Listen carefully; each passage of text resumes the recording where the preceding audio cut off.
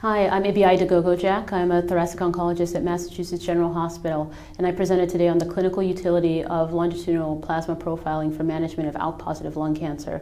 So as many of you know, ALK-positive lung cancer represents 5% of non-small cell lung cancer. It is really defined by ALK fusions that lead to constitutive activation of ALK.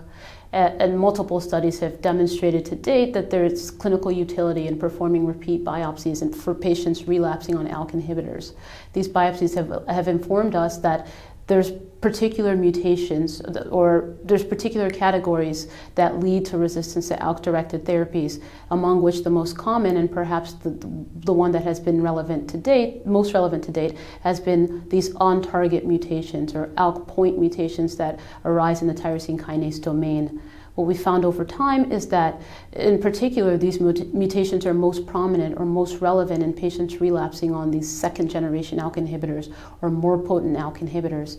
The questions we asked and topics discussed in this talk were whether or not liquid biopsies or analysis of circulating tumor DNA could similarly be used to characterize resistance to ALK-directed therapies, and whether or not we can use findings from liquid biopsies to predict what patients might respond to the newest ALK inhibitors.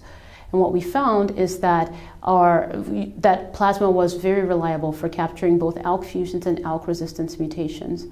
And in particular, approximately 70% of patients had plasma-detectable ALK fusions at relapse on a second-generation ALK inhibitor, which is comparable to the numbers that have been quoted for detection of mutations in patients relapsing on other therapies.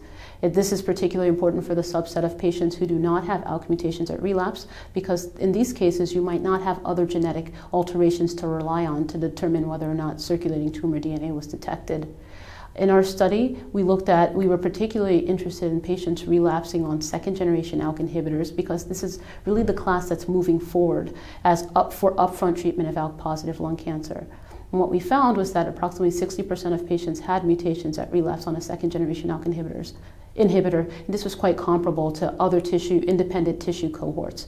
We also found that presence of an ALK mutation at relapse on a second-generation ALK inhibitor was predicted for response to lorlatinib, a third-generation ALK inhibitor, but not every single patient with an ALK mutation will respond to lorlatinib. So this tells us that our work is still cut out for us, and this has led to kind of ongoing investigations to try to tease apart the potential for non-ALK co-alterations to influence responses in patients who do have these ALK mutations who don't respond to lorlatinib.